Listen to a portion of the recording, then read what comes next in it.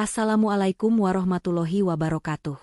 Mari kita bersama-sama mengucapkan sholawat kepada junjungan kita, Nabi Muhammad Shallallahu Alaihi Wasallam. Jangan lupa untuk subscribe channel Elva Story, karena disinilah kisah-kisah hidup menjadi pelajaran yang menyentuh hati. Apakah benar ada dokter hewan Indonesia yang dinikahi bangsawan Arab karena menyelamatkan seekor unta? Apa yang membuat wanita biasa bisa masuk ke dalam istana gurun yang penuh rahasia? Temukan jawabannya dalam kisah ini, dan dengarkan dengan hati. Naura Lestari memejamkan mata sejenak, membiarkan embusan angin gurun menyentuh wajahnya. Ini bukan Bandung, bukan pula Jakarta. Ini Al-Ahsa, kota oasis di tengah Arab Saudi, tempat di mana hidupnya akan berubah. Naura baru saja mendarat 2 hari yang lalu. Ia tidak datang untuk liburan atau berziarah, tapi untuk bekerja sebagai dokter hewan, khususnya menangani unta, makhluk besar yang tak pernah ia tangani secara langsung selama kuliah. Sejak kecil, Naura memang berbeda. Saat teman-temannya ingin menjadi dokter umum atau insinyur, Naura memilih jurusan kedokteran hewan. Ia tumbuh bersama kucing dan ayam peliharaan di halaman rumah neneknya di Lembang. Tapi siapa sangka, ilmunya akan membawanya ke negeri padang pasir? Sore itu, ia melangkah masuk ke klinik unta Al-Qasr, tempat di mana ia akan bekerja. Bangunannya tidak terlihat seperti rumah sakit. Lebih mirip kandang raksasa dengan lorong-lorong terbuka dan bau menyengat khas binatang besar. Dokter Naura? Suara berat menyapanya. Seorang pria Arab tinggi besar dengan janggut rapi menghampirinya. Saya Ibrahim, kepala teknisi di sini. Naura tersenyum, senang bertemu dengan Anda, Pak Ibrahim. Ia mengangguk singkat. Tatapannya seperti menilai. Kamu satu-satunya wanita di sini. Kami tidak terbiasa. Naura hanya menjawab dengan senyum, meskipun jantungnya berdetak lebih cepat. Ia tahu, pekerjaan ini bukan sekadar tantangan profesional, tapi juga pertarungan budaya. Namun ia tidak datang sejauh ini hanya untuk menyerah. Beberapa teknisi pria lain memandang Naura dengan sinis. Mereka berbicara dalam bahasa Arab, yang belum sepenuhnya ia pahami, tapi nada mereka jelas tidak bersahabat. Perempuan? Menyuntik unta jantan? Naura mendengar bisikan itu, tapi ia tidak gentar. Ia menyiapkan sarung tangan karet, menyapa unta pertama yang tampak malas berdiri, lalu mulai memeriksa matanya dengan senter kecil. Kamu yakin bisa menangani unta sebesar ini? Tanya salah satu teknisi. Naura menoleh, lalu menjawab, kalau kamu tidak percaya, setidaknya beri aku kesempatan membuktikannya. Hari itu, ia menangani 2 unta dengan masalah pencernaan dan 1 dengan radang sendi. Semuanya dilakukan dengan tenang dan cekatan. Bahkan kepala teknisi, Ibrahim, mulai memperhatikan caranya bekerja. Menjelang maghrib, Naura memutuskan untuk melihat kandang utama. Di sana, seekor unta jantan besar yang terlihat berbeda dari yang lain berdiri diam, matanya tajam, bulunya lebih bersih dan ekornya dikepang rapi. Dia Al-Rawi, ujar Ibrahim dari belakang. Unta balap, milik salah satu keluarga bangsawan. Harganya miliaran. Naura mendekat perlahan, memperhatikan perut Al-Rawi yang naik turun. Dia terlihat lelah. Mungkin dehidrasi, gumamnya. Ibrahim mengangguk. Kalau kamu bisa menjaga Al-Rawi, kamu bisa bertahan di sini. Naura tidak tahu, unta inilah yang akan menjadi pintu menuju hidup baru yang tak pernah ia bayangkan. Keesokan harinya, klinik mendadak gempar. Al-Rawi muntah dan menolak makan. Para teknisi panik. Naura langsung berlari ke kandangnya, memeriksa denyut nadi dan suhu tubuhnya. Ia mengambil catatan medis dan menebak bahwa Al-Rawi mengalami kolik. Infus harus dipasang sekarang, dia bisa mati malam ini. Namun belum sempat ia bertindak, seseorang masuk ke ruang kandang dengan langkah cepat. Pria muda tinggi bersorban putih, wajahnya bersih dan teduh, namun sorot matanya tajam. Berhenti. Saya ingin tahu siapa yang menyentuh unta saya, ucap pria itu dengan nada dingin. Ibrahim langsung menunduk. Said Khalid, ini dokter baru. Dia menyarankan tindakan infus. Pria itu, Khalid Al-Maktoum, memandang Naura dari atas ke bawah. Perempuan? Dari Indonesia? Naura menjawab dengan tenang, saya dokter hewan, Tuan. Jika Anda ingin menyelamatkan unta ini, izinkan saya bekerja. Khalid mendekat, suaranya pelan tapi menusuk. Kalau dia mati, kamu akan kehilangan pekerjaanmu malam ini. Naura menatapnya balik. Kalau saya bisa menyelamatkannya, Tuan akan membayar lebih dari sekadar gaji saya.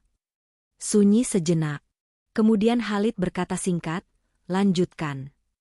Dan pada malam itulah, dengan satu jarum infus dan 2 lirih dari bibirnya, Naura tidak hanya menyelamatkan seekor unta. Ia menyentuh takdir seorang pria yang hatinya selama ini tak pernah bisa dijinakkan oleh siapapun, selain dia. Naura terjaga di tengah malam. Lampu lorong klinik temaram, hanya terdengar dengusan pelan unta dari kandang. Setelah malam dramatis itu, ia diizinkan menginap sementara di ruang medis, karena unta yang ia rawat belum stabil.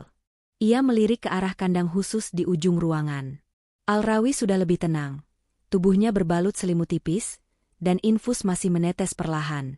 Namun bukan hanya kondisi Al-Rawi yang memenuhi benak Naura malam itu. Tatapan pria bersorban putih itu masih terbayang di benaknya. Dingin, tajam, tapi ada sesuatu di baliknya. Bukan kemarahan, lebih seperti rasa ingin tahu yang belum terucap. Pagi harinya, sebelum matahari naik tinggi, Naura berjalan keluar dari klinik. Ia ingin menghirup udara segar sebelum memulai rutinitas. Namun langkahnya terhenti ketika mendapati sebuah mobil hitam mewah parkir di dekat pagar klinik. Dari dalamnya, Said Khalid turun tanpa pengawal, mengenakan jubah putih bersih. "Kamu tidur di klinik?" tanyanya langsung. Naura mengangguk. "Unta Anda belum bisa ditinggal." Khalid mendekat, matanya menatap lurus. "Berapa lama kamu belajar menangani unta?" "Tidak lama. Tapi saya belajar keras. Saya cinta makhluk hidup," jawab Naura. Khalid tidak berkata apa-apa. Ia berjalan menuju kandang, mengamati Al-Rawi, lalu mengangguk kecil. "Dia masih hidup." "Kamu benar." Sebelum pergi, Khalid menoleh sejenak. "Mulai sekarang, hanya kamu yang boleh menyentuh Al-Rawi." Hari-hari berikutnya berubah drastis bagi Naura. Ia bukan lagi dokter asing yang dicibir, tapi menjadi pusat perhatian. Setiap langkahnya diawasi, bukan dengan hinaan, tapi rasa penasaran. Para teknisi mendadak lebih sopan. Bahkan Ibrahim tak segan menawarkan bantuan. Namun perhatian terbesar tetap datang dari Khalid. Ia mulai sering muncul. Kadang diam-diam berdiri di balik pagar kandang, sambil memperhatikan cara Naura berbicara dengan unta, cara ia mengusap leher mereka atau memeriksa kuku-kuku besar mereka. Suatu sore, saat matahari mulai turun di balik gurun, Khalid mengundang Naura ke kandang pribadinya. Bukan sekadar kandang, tapi seperti istal eksklusif yang lebih bersih dari klinik. Di dalamnya, terdapat unta-unta langka dari Sudan, Maroko, dan bahkan Oman.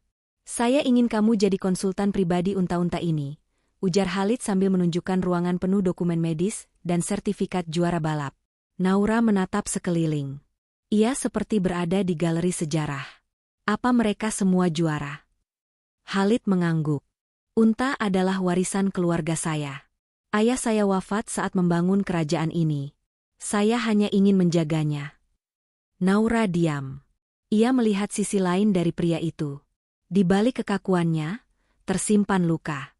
Unta-unta ini beruntung. Mereka punya tuan yang peduli, kata Naura pelan. Khalid menatap Naura lama. Ada sorot berbeda di matanya, bukan hanya rasa hormat, tapi kekaguman. Namun di balik semua perubahan itu, angin fitnah mulai berembus. Salah satu dokter pria senior, Dr. Amir, merasa terusik. Ia tidak terima wanita asing tiba-tiba mendapat kepercayaan lebih dari Said Khalid. Beberapa minggu kemudian, seekor unta betina hamil mendadak pendarahan hebat. Naura yang sedang bertugas dituduh salah memberikan dosis vitamin. Dia yang suntik tadi pagi, tuduh Amir keras di hadapan dewan medis dan para teknisi. Naura terkejut. "Itu tidak benar. Saya hanya menyuntikkan cairan elektrolit, bukan vitamin." Namun bukti rekaman kamera dimanipulasi, dan tudingan makin kuat. Ibrahim sempat ragu. "Naura, kamu tidak bisa melawan semua orang di sini." Tapi Naura tetap berdiri. "Saya akan melawan dengan kebenaran." Di tengah kekacauan itu, Khalid datang. Ia langsung meminta sidang darurat bersama kepala klinik dan staf senior.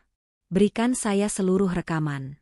Saya akan periksa sendiri, ujarnya. Beberapa jam kemudian, Khalid kembali. Ia membawa flash disk berisi rekaman asli. Ini bukan kesalahan Naura. Ada manipulasi data dari komputer ruang penyimpanan. Semua terdiam. Dokter Amir pucat, lalu diam-diam pergi meninggalkan ruangan. Naura menghela napas lega. Tapi lebih dari itu, hatinya terasa bergetar. Bukan hanya karena dirinya dibela, tapi karena sosok dingin bernama Khalid telah membuka tamengnya. Malam itu, Naura dipanggil ke taman belakang istal pribadi. Khalid duduk di kursi batu di antara bunga gurun yang mekar samar. "Kenapa kamu tidak pergi saja dari sini?" tanyanya tiba-tiba. Naura menatap bintang di atas. "Karena ada sesuatu yang menahan saya di sini." Khalid mengangkat alis. "Apa itu?" Naura tersenyum tipis. "Mungkin seekor unta keras kepala dan tuannya yang lebih keras kepala lagi." Khalid terdiam. Lalu perlahan tersenyum. Dan itulah pertama kalinya Naura melihat senyuman itu. Bukan senyuman dari seorang bangsawan gurun, tapi dari seorang laki-laki, yang hatinya mulai luluh oleh wanita asing dari negeri hujan. Naura perlahan mulai terbiasa dengan ritme baru kehidupannya. Pagi dimulai dengan memeriksa unta-unta di klinik, lalu siang hingga sore ia biasanya berada di istal pribadi milik Said Khalid, menganalisis pola makan dan mencatat perkembangan medis setiap hewan dengan teliti. Walau ia hanya seorang dokter hewan, tapi perlakuan yang ia terima belakangan ini jauh lebih dari sekadar profesional. Ia mulai mengenal sisi pribadi Khalid yang jarang diketahui orang lain. Di balik sorban dan jubahnya yang megah, tersimpan cerita masa lalu yang sunyi. Suatu sore, saat mereka duduk bersama di dalam ruang arsip istal, Khalid menunjukkan sebuah map tua berisi lembaran-lembaran berdebu. "Inilah catatan tangan ayah saya. Dia merawat setiap unta seperti anggota keluarga," ujar Khalid sambil membuka halaman demi halaman. Naura melihat puluhan sketsa, tabel nutrisi, dan bahkan diagram silsilah unta-unta balap terbaik. Di halaman terakhir, terdapat coretan tangan kasar berbunyi, "Unta adalah harga diri gurun. Siapa yang menjaganya dengan hati, akan mendapat berkat dari langit." Naura menyentuh tulisan itu perlahan. "Ayah tuan pasti sangat mencintai pekerjaan ini." Khalid mengangguk. "Saya dibesarkan di kandang unta. Tapi ketika ayah wafat, saya mewarisi lebih dari itu. Beban, nama, harga diri." Ia menatap Naura, dalam dan pelan. "Saya tidak pernah punya waktu untuk berpikir tentang hal-hal pribadi. Semuanya hanya tentang bisnis dan kehormatan keluarga." Naura menatap kembali tanpa mengalihkan pandangan. "Dan sekarang?" Khalid terdiam. Lalu ia menoleh ke jendela. "Sekarang saya belajar lagi bagaimana caranya percaya." Malam itu, Naura pulang ke kamar kecil di balik klinik dengan hati yang hangat. Ia merasa, perlahan dinding yang selama ini mengelilingi Khalid mulai retak. Tapi di saat yang sama, semakin besar perasaan yang tumbuh, semakin kuat rasa takut akan kehilangan. Ia sadar, mereka berasal dari dunia yang jauh berbeda. Naura hanya seorang dokter hewan biasa. Sedangkan Khalid adalah keturunan darah biru, pemilik kerajaan gurun yang luas. Namun waktu berjalan, dan perhatian Khalid makin tak bisa disembunyikan. Ia mulai mengirim makanan ke kamar Naura. Sesekali membawakan jilbab baru atau buku kedokteran hewan berbahasa Arab yang langka. Ibrahim yang sejak awal mendampingi mereka pun mulai menyadari perubahan itu. Suatu malam, ia berkata pada Naura, "Said Khalid bukan orang yang mudah menunjukkan perasaan. Tapi saya lihat, dia tak bisa menyembunyikannya lagi." Naura menggeleng. "Saya takut. Bukan pada dia, tapi pada keadaan." Ibrahim menepuk pundaknya pelan. "Di gurun, yang bertahan bukan yang paling kuat, tapi yang paling setia." Beberapa hari kemudian, Khalid mengajak Naura berkendara menuju peternakan tertua milik keluarganya, jauh dari kota, di dekat kaki bukit berbatu. Perjalanan memakan waktu lebih dari 2 jam. Namun pemandangannya luar biasa. Gurun yang luas membentang seperti laut emas, dan langit biru bersih tanpa satu awan pun. "Ini tempat terakhir yang dibangun ayah saya sebelum wafat," kata Khalid ketika mereka tiba. Naura turun dari mobil, memandangi bangunan bata sederhana yang dikelilingi kandang melingkar. "Kenapa Anda membawa saya ke sini?" tanyanya pelan. Khalid berdiri di sampingnya, tangan di belakang punggung. "Karena saya ingin kamu melihat bahwa di balik kekayaan dan kemewahan, saya hanya laki-laki yang mewarisi luka." Naura menatap pria itu lama. Ia tak tahu harus menjawab apa. Tapi sebelum suasana menjadi lebih hening, seekor unta muda mendadak berteriak dari dalam kandang. Khalid dan Naura segera berlari ke sana. Unta itu kejang, napasnya memburu, dan tubuhnya basah oleh keringat dingin. Naura memeriksa denyutnya, membuka mulut unta itu dan mengendus bau napasnya. "Dia keracunan. Mungkin dari air yang tercemar," ujar Naura panik. Ia segera mengambil alat suntik dan racikan cairan penetral dari tas medis yang dibawanya. Dengan tangan gemetar, ia menyuntikkan cairan itu ke urat leher unta. Khalid berdiri di dekat kepala unta, memegangi tali sambil berdoa dalam hati. Mata mereka saling bertemu. "Kamu yakin bisa menyelamatkannya?" bisik Khalid. Naura menjawab tanpa ragu. "Insya Allah." Beberapa menit yang terasa seperti seabad akhirnya berlalu. Nafas unta muda itu mulai stabil. Tubuhnya berhenti kejang. Naura menunduk, bersyukur lirih. Khalid tidak berkata apa-apa. Ia hanya berdiri mematung. Lalu perlahan, ia berlutut di samping Naura, dan dengan suara yang nyaris seperti angin, ia berkata, "Jika suatu hari aku menyerahkan seluruh kerajaan ini pada seseorang, aku ingin itu pada orang yang bisa menyelamatkan nyawa, bukan hanya harta." Naura terdiam. Kata-kata itu menyentuh lebih dalam dari apapun yang pernah ia dengar. Sejak kunjungan ke peternakan tua itu, sikap Khalid pada Naura berubah. Bukan menjadi lebih dingin, tapi justru sebaliknya. Ia tak lagi menjaga jarak seperti sebelumnya. Ia sering memulai percakapan ringan, membahas bukan hanya unta, tapi juga makanan, musim hujan di Indonesia, dan bahkan hal-hal kecil seperti bunga gurun yang tumbuh setelah badai. Namun perubahan itu juga membawa beban yang makin berat bagi Naura. Ia bukan hanya dihadapkan pada profesionalisme sebagai dokter hewan, tapi juga perasaan yang perlahan tumbuh diam-diam. Hatinya mulai goyah, meski ia terus berusaha menjaga batas. Suatu sore, Khalid datang membawa sebotol air zam-zam dan sepotong roti hangat yang dibungkus kain bersih. "Aku mendapat ini dari Mekah 2 hari lalu. Aku ingin kamu mencicipinya," katanya sambil menyodorkannya. Naura menerimanya ragu. "Tuan tidak perlu repot. Saya cukup makan dari dapur klinik." Khalid tersenyum. "Bukan soal makanan. Ini soal perhatian." Naura terdiam. Kata itu meluncur begitu saja dari mulut pria yang selama ini dikenal tegas dan dingin. Malamnya, Naura tak bisa tidur. Ia memikirkan kata-kata Khalid. Apakah perhatian itu berarti lebih dari sekadar terima kasih? Apakah ia sudah melewati batas? Atau, apakah ini jalan yang Allah buka untuk sesuatu yang lebih besar? Beberapa hari kemudian, suasana mendadak berubah. Sebuah tim investor dari luar negeri datang mengunjungi peternakan Khalid. Mereka ingin membeli sebagian dari koleksi unta langka, termasuk Al-Rawi. Nilainya ditaksir lebih dari 20 juta rial. Khalid tidak menunjukkan minat sedikitpun. Namun para penasihatnya mendesak. "Ini kesempatan memperluas jaringan ekspor, Said. Pasar Eropa membuka diri untuk genetik dari gurun ini," ujar salah satu penasihat. Khalid hanya mengangguk dingin. Namun diam-diam, Naura mendengar desas-desus bahwa kesepakatan akan terjadi. Malam itu, ia menunggu Khalid di taman kecil di belakang istal. "Anda serius akan menjual Al-Rawi?" tanyanya langsung. Khalid menatapnya. "Mengapa kamu peduli?" Naura menghela napas. "Karena unta itu bukan hanya hewan. Dia bagian dari sejarah. Dari ayah Anda. Dari semuanya." Khalid menunduk.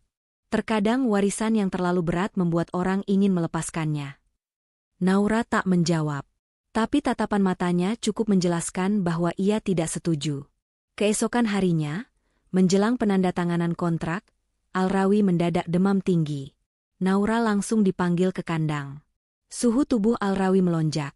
Napasnya pendek dan tubuhnya terlihat gemetar. Para teknisi panik. Investor asing yang hadir mulai gelisah. "Kami tidak ingin membeli unta yang sekarat," teriak salah satu dari mereka. Naura memeriksa tubuh Al-Rawi dengan cermat. Ini bukan penyakit biasa. Mungkin dia stres karena sering dipindahkan dan dibersihkan secara berlebihan untuk pameran. Ia lalu menatap Khalid yang berdiri di sudut ruangan. Unta ini tidak butuh uang. Dia butuh rumah. Semua mata menoleh ke Khalid. Dalam diamnya, ia terlihat berkonflik. Akhirnya, Khalid melangkah ke tengah ruangan. Ia menatap para investor dan berkata dengan nada tenang tapi pasti. Maaf. Penjualan dibatalkan. Protes langsung bergema, namun Khalid tak mengubah keputusannya. Ia berdiri di samping Al-Rawi, memegangi tali kekangnya, lalu menoleh ke Naura. Lanjutkan perawatan. Aku percaya padamu. Hari itu, nama Naura kembali bergema di seluruh klinik. Ia bukan hanya menyelamatkan unta, tapi juga harga diri peternakan bangsawan. Namun tak semua orang senang. Beberapa teknisi mulai membicarakan kedekatan Naura dengan Khalid. Rumor tak bisa dibendung. Ada yang berbisik bahwa Khalid akan segera menikahinya.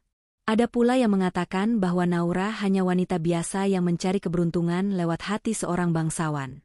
Naura semakin sering menyendiri. Ia mulai bertanya pada diri sendiri, apakah semua ini benar? Atau ia hanya sedang berada dalam badai yang menunggu menghancurkan? Suatu malam, ia duduk sendiri di ruang pemeriksaan. Lampu remang-remang, dan di tangannya ada catatan medis yang tidak dibaca. Tiba-tiba, suara langkah kaki mendekat. Khalid muncul di ambang pintu, tanpa sorban, hanya mengenakan jubah tipis berwarna krem. Kamu menghindariku, katanya tanpa basa-basi. Naura menunduk. Saya hanya mencoba menjaga jarak. Demi profesionalisme. Khalid mendekat. Suaranya pelan, tapi bergetar. Tapi kamu juga menjaga jarak dari hatimu sendiri. Naura menahan napas. Ia tahu, inilah titik yang tak bisa dihindari. Kalau ini salah, saya akan mundur. Saya akan kembali ke Indonesia, ucap Naura pelan. Khalid berdiri di hadapannya, menatap lekat-lekat. Kalau kamu pergi, maka sebagian dari hidupku juga pergi. Naura memejamkan mata. Air matanya menetes perlahan. Ia tak pernah membayangkan akan jatuh cinta di tempat seaneh ini. Tapi kenyataan telah menamparnya. Ia tidak bisa berpaling dari perasaan itu lagi. Dan malam itu, hati mereka akhirnya tak lagi menolak arah angin yang Allah hembuskan. Setelah malam yang membuka segala rahasia hati itu, suasana di antara Naura dan Khalid menjadi berbeda. Bukan lagi canggung, bukan pula hanya sekadar interaksi profesional. Tapi juga belum berani dikatakan cinta yang sepenuhnya terucap. Ada sesuatu yang tumbuh, pelan, tapi kuat, seperti akar pohon yang menembus tanah pasir demi bertahan. Naura tetap melaksanakan tugasnya dengan teliti. Ia tetap dokter yang dicintai oleh unta dan dihormati oleh para pekerja, meski masih ada yang menatap dengan penuh curiga. Tapi di balik semua itu, ia tahu, dan Khalid tahu, ada sesuatu yang tidak bisa mereka cegah lagi. Pagi itu, Khalid meminta Naura menemaninya menghadiri acara pelepasan unta-unta ekspor ke perbatasan Qatar. Naura ragu, sebab acara itu biasa dihadiri kalangan bangsawan dan investor ternama. Tapi Khalid berkata, saya butuh dokter, bukan pendamping pesta. Sesampainya di tempat tujuan, Naura langsung menjadi pusat perhatian. Ia satu-satunya wanita di antara para pria berpakaian tradisional lengkap. Mereka memandangnya dengan berbagai ekspresi, kagum, bingung, bahkan ada yang sinis. Tapi Naura tetap tenang. Ia tahu posisinya. Ia datang bukan untuk menjadi tamu, tapi untuk bekerja. Perempuan itu siapa? Bisik salah satu tamu pada Khalid. Khalid menjawab pendek, dokter terbaik di gurun ini. Setelah acara selesai, Khalid mengajak Naura duduk di bawah tenda kecil di tepi padang terbuka. Angin sore berhembus lembut, membawa aroma rempah dan pasir hangat. Di hadapan mereka, matahari mulai turun, membentuk bayangan panjang dari barisan unta yang tengah beristirahat. Kenapa kamu tidak pernah bertanya soal keluargaku? Tanya Khalid tiba-tiba. Naura menoleh. Karena saya tahu, jika waktunya tepat, Tuan akan menceritakannya. Khalid tersenyum tipis. Ibuku wafat saat melahirkanku. Ayahku membesarkan aku dengan tangan besi. Ia bukan orang jahat, tapi keras. Baginya, lelaki tidak boleh jatuh cinta sebelum menikah. Cinta itu urusan belakangan, katanya. Naura mendengarkan dalam diam. Lalu saat aku dewasa, semua calon sudah ditentukan. Tapi aku menolak. Aku ingin cinta itu datang sendiri. Dan anehnya, Khalid menatap langit yang mulai membiru gelap. Allah mengirimkannya lewat seorang dokter dari negeri jauh. Yang lebih suka mencatat suhu badan unta daripada mematut diri di depan cermin. Naura terdiam. Ia tak tahu apakah ia harus menjawab atau diam. Namun Khalid berdiri, lalu berjalan beberapa langkah ke tengah pasir. Ia mengangkat tangannya perlahan, berdoa dengan lirih. Naura hanya bisa melihat dari jauh. Doa itu berlangsung lama. Dan ketika ia kembali, wajahnya terlihat lebih tenang. Saya minta satu hal saja darimu, kata Khalid. Apa itu? Jangan pergi, sampai aku meminta izin dari langit untuk memilikimu. Naura menunduk, air mata menetes tanpa ia sadari. Kalimat itu sederhana, tapi mengandung janji yang tak main-main. Namun, kebahagiaan itu hanya bertahan sejenak. Esok harinya, keluarga Khalid datang dari Riyadh. Paman dan sepupunya, termasuk seseorang yang sejak dulu dijodohkan dengan Khalid, Laila binti Sa'ad, wanita dari keluarga terpandang. Laila datang dengan penampilan sempurna. Hijab satin, gaun hitam anggun, parfum mewah. Ia berjalan di koridor klinik seolah tempat itu miliknya. Naura menyambut mereka dengan sopan, menyembunyikan gejolak hatinya. "Kamu dokter hewan?" tanya Laila datar. Naura mengangguk. "Benar." Laila mendengus. "Menarik. Perempuan bekerja di antara unta." Hari itu, Laila berusaha mengambil alih perhatian Khalid. Ia menunjukkan foto proyek peternakan modern yang dirancang oleh ayahnya. Ia menawarkan kerjasama, bahkan berbicara soal masa depan. Naura melihat semua itu dari jauh.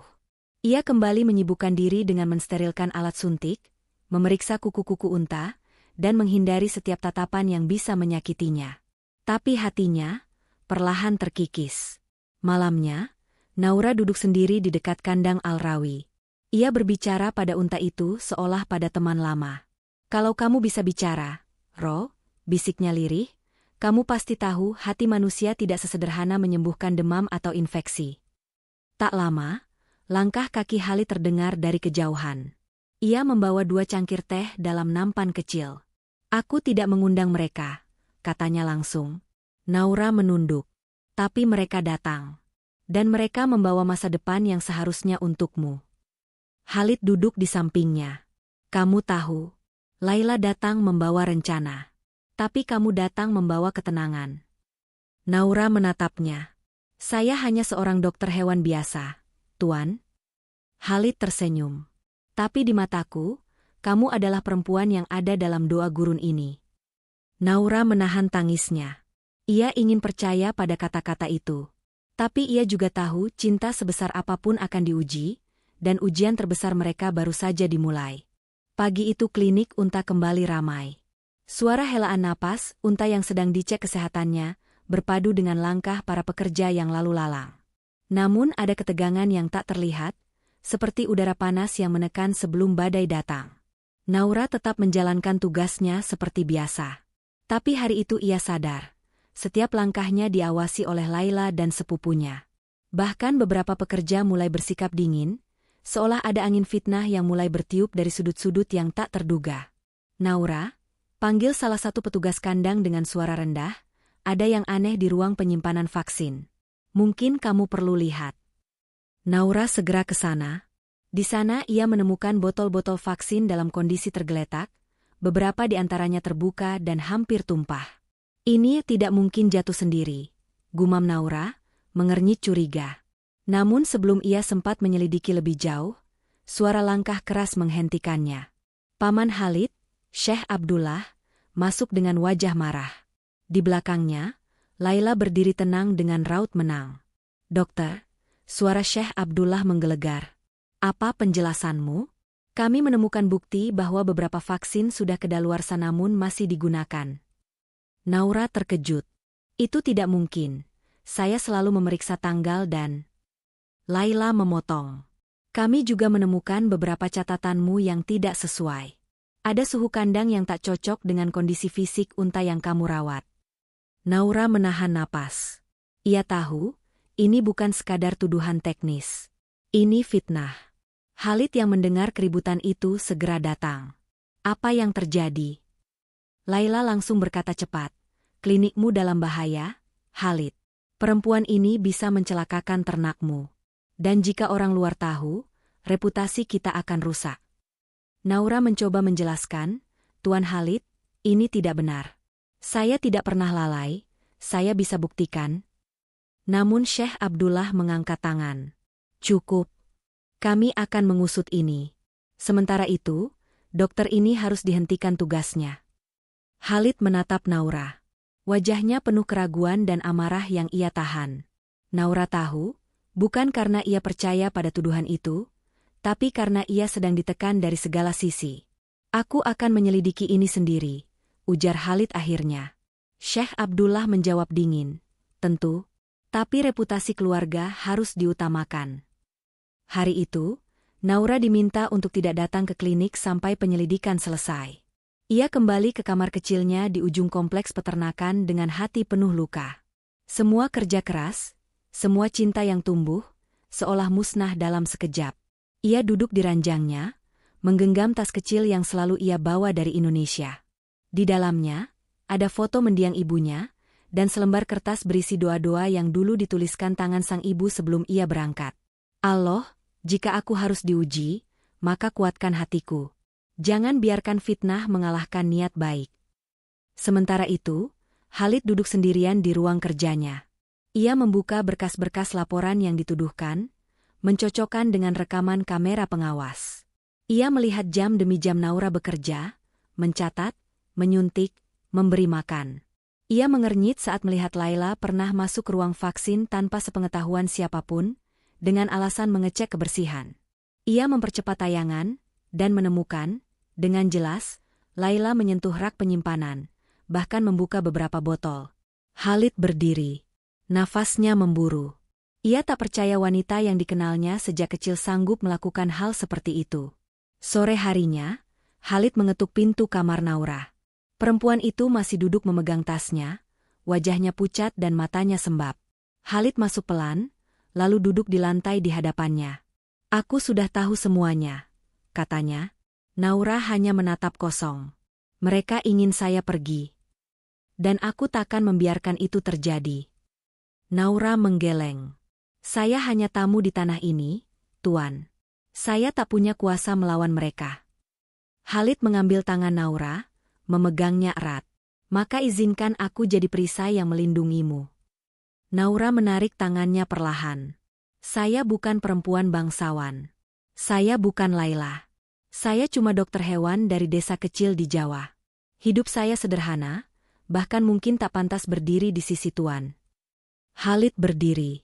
Matanya tajam menatap Naura. Dengar baik-baik. Di padang pasir ini, tidak ada bangsawan yang lebih tinggi dari doa. Dan tidak ada yang lebih pantas dari hati yang jujur.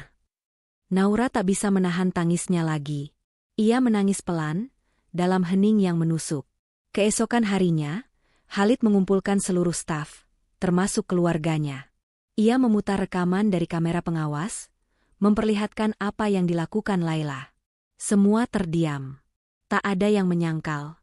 Laila mencoba membela diri, tapi Syekh Abdullah akhirnya angkat tangan dan berkata, "Cukup.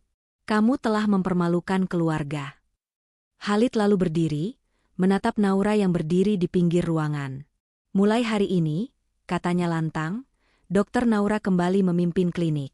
Dan tidak ada satupun dari kalian yang boleh meremehkan keputusanku. Suara tepuk tangan pelan terdengar dari beberapa staf yang selama ini diam. Mereka tahu, kebenaran akhirnya berdiri tegak. Tapi meski nama Naura telah dibersihkan, luka di hatinya belum sepenuhnya pulih. Namun satu hal kini ia percaya. Jika Allah telah menempatkannya di padang pasir ini, pasti ada maksud yang lebih besar. Dan di balik semua badai, mungkin ada keajaiban yang menanti. Beberapa hari berlalu sejak fitnah itu terbongkar. Meski suasana di klinik mulai pulih, Naura masih menyimpan luka yang tak mudah hilang. Ia kembali bekerja, tapi kini lebih banyak diam. Senyum yang dulu menghiasi wajahnya berubah menjadi kesungguhan yang penuh kehati-hatian. Khalid memperhatikan itu. Setiap kali ia datang ke klinik, pandangannya mencari Naura. Ia ingin sekali berbicara, tapi Naura menjaga jarak. Bukan karena marah, tapi karena takut berharap pada sesuatu yang mungkin tak seharusnya ia miliki. Sampai suatu sore, saat matahari mulai turun dan angin gurun meniup lembut ke arah barat, Khalid mendatangi Naura yang sedang duduk di dekat kandang unta kesayangan mereka, Jamilah. "Apa kamu masih marah padaku?" tanya Khalid pelan. Naura menggeleng, tanpa menatapnya. "Tidak, Tuan. Saya hanya sedang menata hati." "Hati?" Khalid tersenyum tipis. "Bolehkah aku membantumu menatanya?" Naura menoleh, menatap mata Khalid untuk pertama kalinya setelah beberapa hari menghindar. "Mengapa Tuan peduli pada saya? Bukankah saya hanya karyawan dari negeri jauh?" Khalid mendekat, duduk bersila di pasir yang mulai mendingin.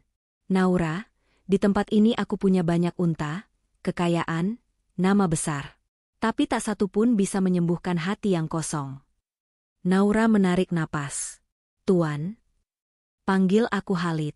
Karena setelah hari ini, aku berharap kamu tak memanggilku lagi dengan jarak seperti itu." Naura terdiam. "Aku telah berbicara dengan ayahku," lanjut Khalid, "dan juga dengan ibuku. Mereka tahu tentangmu, tentang keberanianmu, kejujuranmu, dan tentang fitnah yang kamu hadapi dengan sabar. Aku ingin meminangmu, Naura, menjadikanmu istriku." Kalimat itu menghantam seperti angin padang pasir yang tiba-tiba menyapu kemah. Bukan menyakitkan, tapi menggetarkan. Naura memalingkan wajah, menatap pasir di sekeliling mereka. Jauh, di batas cakrawala, matahari mulai tenggelam perlahan, menciptakan warna jingga yang megah di langit. "Tuan Khalid," Naura berkata pelan, "apa ini keputusan yang Tuan ambil karena rasa iba?" Khalid tersenyum. "Tidak. Ini keputusan yang kuambil karena aku melihat kejujuran dalam dirimu, sesuatu yang jarang kutemukan di istana sekalipun." Naura menunduk, menahan air mata yang tak bisa ia cegah.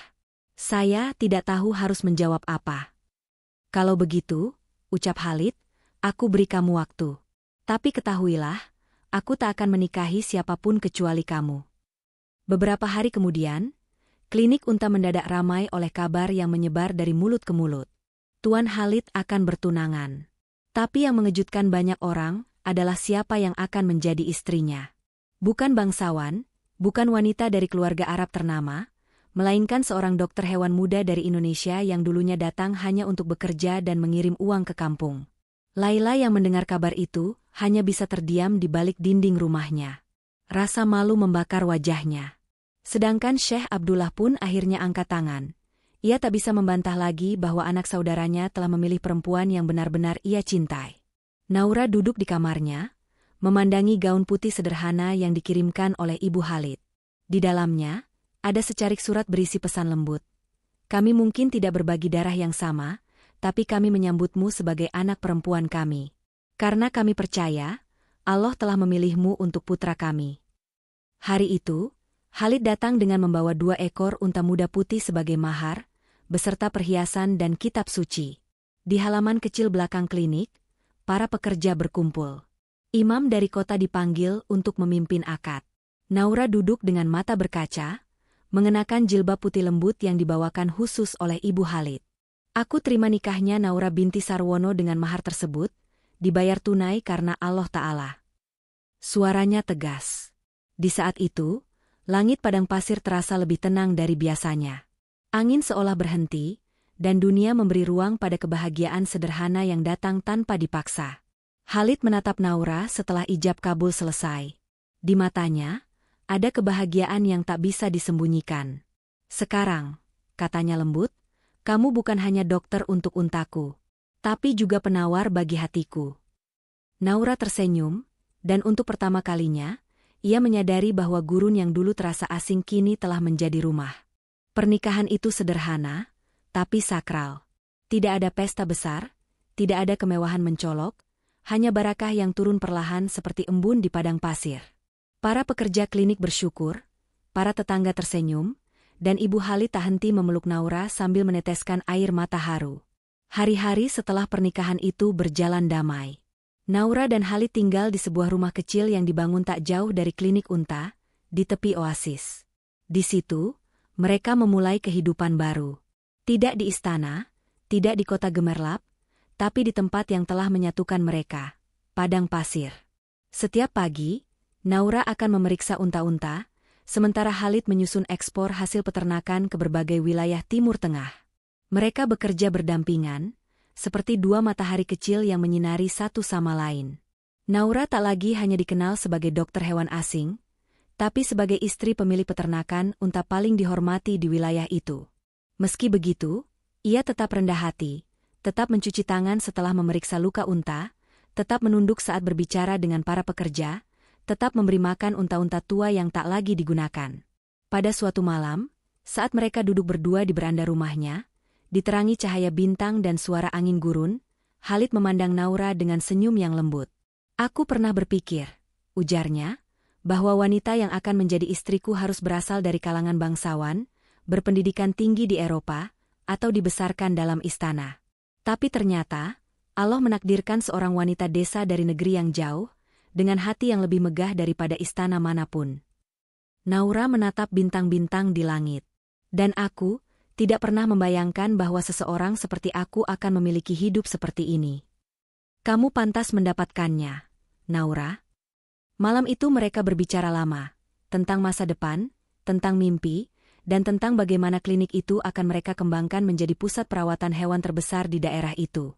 Mereka ingin menjadikan tempat itu bukan hanya klinik, tapi juga sekolah bagi wanita-wanita asing yang ingin belajar menjadi dokter hewan di tanah gurun.